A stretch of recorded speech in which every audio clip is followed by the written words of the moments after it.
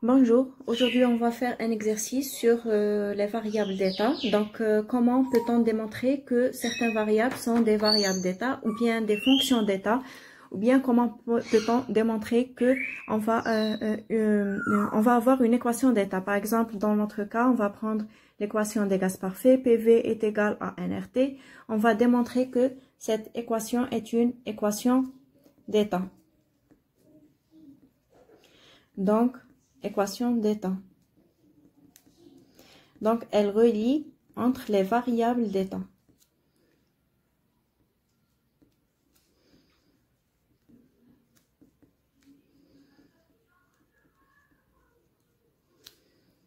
Donc, pour démontrer que ce sont des variables d'état, c'est-à-dire la pression, le volume et la température sont des variables d'état, il faut démontrer que leurs dérivées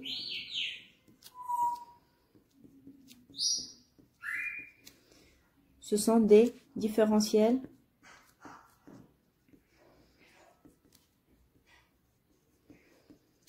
total exact. Autrement dit, ce sont des DTE. Donc, il faut démontrer que chaque dérivée est une différentielle totale exacte. On va commencer par la première différentielle. Donc, le volume relie, c'est une fonction qui relie deux variables qui sont la température et la pression. Le N et le R, c'est des constantes. La quantité de matière et la constante des gaz parfaits, ce sont évidemment des constantes. Donc, on va varier le volume en fonction de la température et de la pression. On peut l'écrire autrement. Donc, la dérivée du volume est égale à la dérivée du volume par rapport à la pression à température constante dP plus la dérivée du volume par rapport à la température à pression constante dt, puisqu'elle relie les deux variables, température et la pression. Donc, qu'est-ce qu'on va prendre à partir de la loi des gaz parfaits? On va tirer le volume qui est égal à nRT sur P. Donc, si on dérive la dérivée partielle du volume par rapport à la pression à température constante est égale à nRT, c'est des constantes, même la température est constante, puisqu'on a bien précisé que la température est constante, fois moins 1 sur P au carré, car la dérivée de 1 sur P, c'est moins 1 sur P au carré. La dérivée du volume par rapport à la température à pression constante est égale à nR sur P, car la dérivée de la température est égale à 1. Maintenant, on passe à la dérivée seconde. Donc, la dérivée seconde du volume par rapport à la pression et la température est égale à la dérivée par rapport d'abord à la pression, puis par rapport à la température. Donc, il faut suivre l'ordre. On remplace ce quotient par la valeur adéquate qui est égale à nR sur P. Donc, c'est la dérivée par rapport à la pression de nR sur P qui est égale à moins nR P au carré. Maintenant, la dérivée seconde du volume, on inverse les variables par rapport à la température puis par rapport à la pression est égale à la dérivée par rapport à la température puis la dérivée du volume par rapport à la pression. On remplace ce quotient par sa valeur. Donc, c'est égal à la dérivée par rapport à la température de moins nRT sur P au carré. Donc, si on dérive par rapport à la température, on trouve moins nR P au carré. Et on peut déduire que la dérivée de la température est une DTE. Donc, T est une variable d'état.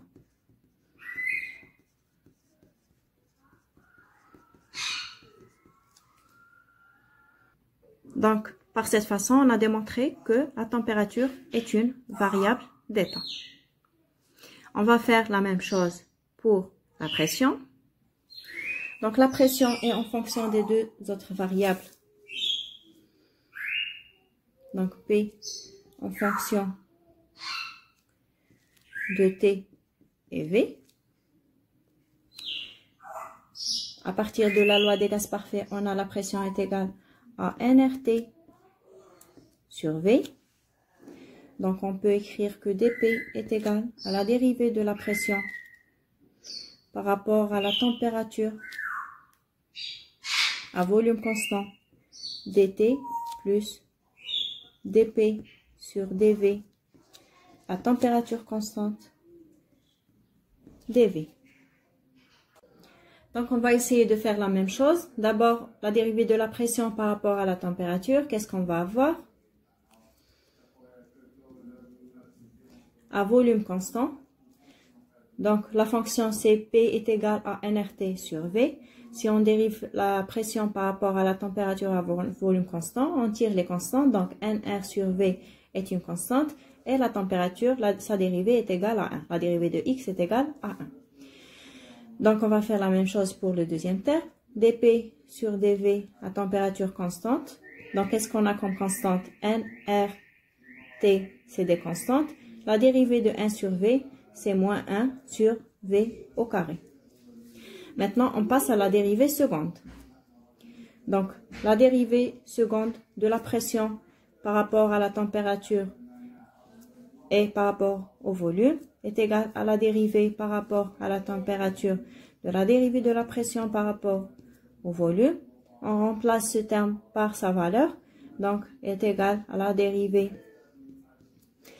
par rapport à la température de quoi? De N moins nRT sur V au carré. Moins nRT sur V au carré. Si on dérive ceci, qu'est-ce qu'on va obtenir?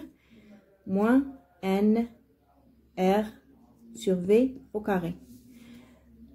Et pour le deuxième terme,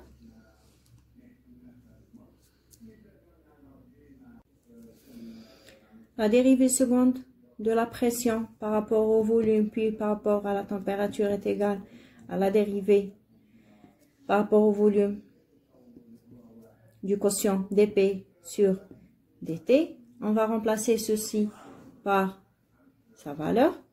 Donc, on va avoir la dérivée par rapport au volume de nR sur V. Si on dérive ceci, qu'est-ce qu'on va obtenir? Moins nR V au carré. On constate bien que les deux termes sont égaux. Donc, qu'est-ce qu'on peut conclure? On peut conclure que dP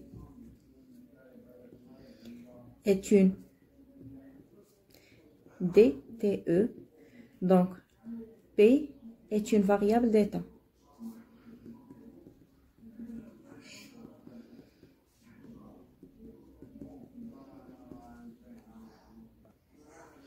Si on va faire la même chose pour la température, pardon.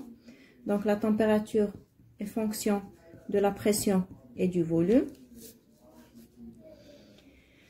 On peut l'écrire autrement. dt est égal à la dérivée de la température par rapport à la pression à volume constant dP plus dt par rapport au volume à pression constante dV.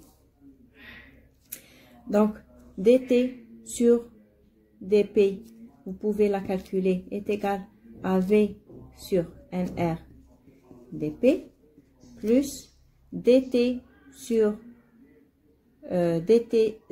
dV est égal à P sur nR dV.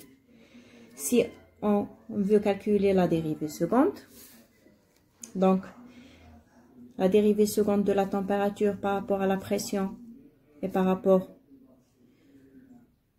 au volume, est égal à la dérivée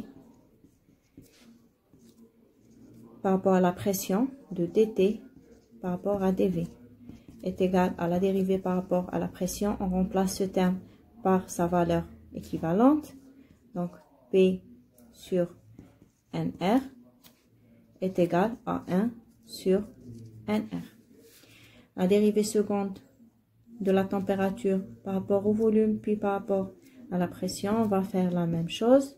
Donc, par rapport au volume, puis en deuxième lieu, bon, par rapport à la pression en premier lieu, puis par rapport au volume en deuxième lieu, on remplace par sa valeur. Donc, et on trouve la même chose, 1 sur NR. Vous pouvez le calculer tout seul comme on l'a fait auparavant. Donc, et qu'est-ce qu'on peut déduire? On peut déduire que dt est une différentielle totale exacte et donc t est une variable d'état.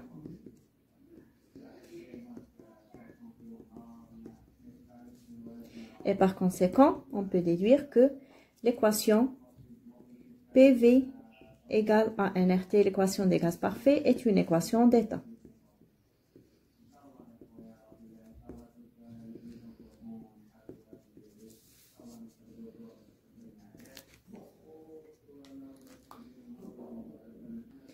On peut faire une petite déduction.